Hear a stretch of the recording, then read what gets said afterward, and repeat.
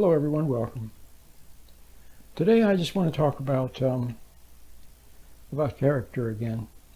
I made a series of videos about courage. I think they're quite good, and I encourage you to watch them. But today I want to talk about character. You see, we tend to divide up character into different attributes or virtues. We talk about patience, kindness, courage, long-suffering, perseverance, forbearance, see, wisdom, tact, see, self-control. But you know something? They are all a human being is supposed to be whole. So everything is a part of everything else, and nothing is really separate. So courage and patience are the same thing. Faith and courage and patience, they're all the same. They come from faith, actually. They're all the same thing. Courage and patience are the natural extensions of faith. See, if you have faith, then you don't worry. If you don't worry, you're not anxious.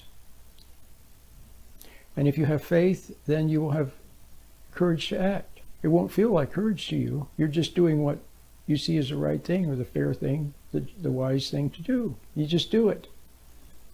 Okay? To others it seems perhaps bold, but to you it's nothing. Okay? Kindness, see, and forbearance. Forbearance is an extension of wisdom. Wisdom. Okay? When you are wise, you see the reason to forbear, not to be impulsive, not to act too quickly. You see, and those are also extensions of faith.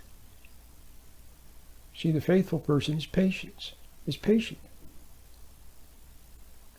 waiting for insight as to what to do. Often a person of faith, upon arriving at when a situation presents itself, he or she doesn't know what to do. He doesn't know what to say, what to do, but he wants to do the right thing, or she wants to do the right thing. So he or she looks within, waits until either there's a removal of a bar to do something, or there's a little nudge, see, a little delicate pressure in one way or the other, or something comes forth, words come forth. See, out of the goodness of one's heart, out of the fullness of one's heart, one speaks. It says something like that in the Bible. It's very beautiful.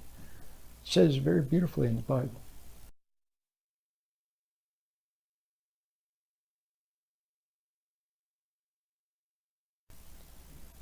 Okay, a man thinks or a woman thinks and acts out of the fullness of her heart. See, so if you're in the right place, and you're grounded in your intuition, and you have a bond with your intuition, that means you have faith, then it is from that wellspring, that fount, that good comes forth. It's not even your own good.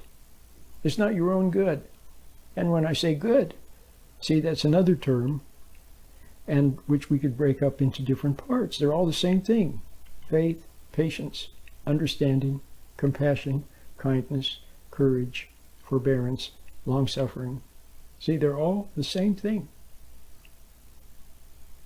Okay? So what that means is that you don't have to work on your courage skills. You don't have to work on your patience skills. You don't have... See, if you try to be patient, so you say, I'm going to try to be patient. Well, it means you're not patient. It means you're just holding yourself back. Underneath you are impatient or angry or resentful. But if you are grounded in what is right, then you have no impatience. See? So you're patient naturally. Okay? And you don't have, there's nothing you have to work on. Because if you work on something, it's an ego trip. See, trying to improve yourself, to make yourself look better and feel better, to make yourself it's something of pride. See, it'll just build pride. So then people say, well, does that mean you should just be a slob then and never try to improve yourself? No, it doesn't mean that at all. But it means everything you do must flow from the good within. It must flow from it. It must be an extension of the good. Okay? And then it will be based in goodness. It will be based in truth and love, and so you can't fail. See? But if it's based in pride, you see that you don't have patience. See? And instead of asking God for patience, instead of standing back and seeing that you don't have patience and regretting, simply regretting that you don't have patience, and wishing you had patience. Instead of that, you try to make yourself patient, try to act patient. See, so it's fake, it's false, it's a afterthought. See, so what you need to do is to find the source. You need to find your intuition, find what you know in your heart, which you had when you were a little child. You were closer to it then than you've ever been since. Become and sigh a big sigh of relief. Okay, and then let it be your guide, like Jiminy Cricket said in the Disney movie, in Pinocchio. Let your conscience be your guide. Okay. Well, yeah, let your conscience be your guide, which is actually intuition. It only feels like conscience when you stray from it. But in order to have that, you have to be connected. You have to find it and then be connected to it. Okay? That one thing. And what's blocking you from finding it? See, why are you struggling with all these issues and trying to make yourself better, which you really can't? You just make yourself more prideful. Why do you have to restrain yourself? Why couldn't you be naturally patient, naturally wise, naturally kind? See? Well, the reason is that you fell away from your inner ground of good, undoubtedly through resentment, resenting your mom, resenting your dad, especially resenting your dad, resenting other people, and then feeling empty, and then looking to the world for answers and for fulfillment. And of course, that's what the world taught you. Everyone says, well, if you get an education, if you go to college, if you're real good at sports, if you have nice clothes, if you have a nice car, if you have a nice job, see, then that'll make you happy, and so on. But see, you'll find that that's not the case. See, the opposite is not the case either. Some people see some egos. Egos are always going to extremes. So some egos, they go to the extreme of throwing everything away and then becoming poverty-stricken, living in squalor. But that's not the answer either. There's not happiness there either. The answer is to get your ego out of the way, see, and stop trying to make yourself good, and just learn to appreciate what you know in your heart and walk with it, walk by it. See, notice that it's there, and move more lightly. See, and less resentfully, angrily. See, now all your energy comes from resentment and impatience. And do you see how those are the opposite of faith? Anger is the opposite of love.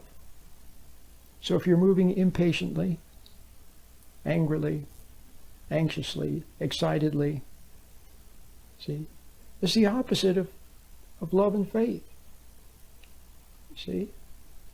So you got to find love and faith, and it comes from God, through your intuition, through wordless realization, through letting go and letting God, so to speak. And you can begin to do that if you're ready, see, and you're willing to admit, if in the light of truth you see your own error and you're willing to admit your error without resenting it or resenting the light, then you'll be able to meditate with my meditation. It'll help you refine your intuition and how to be close to it.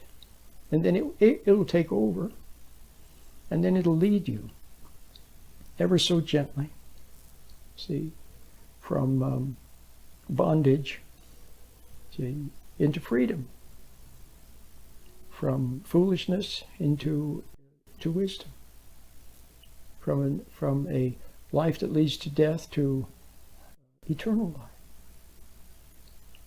My name is Roland.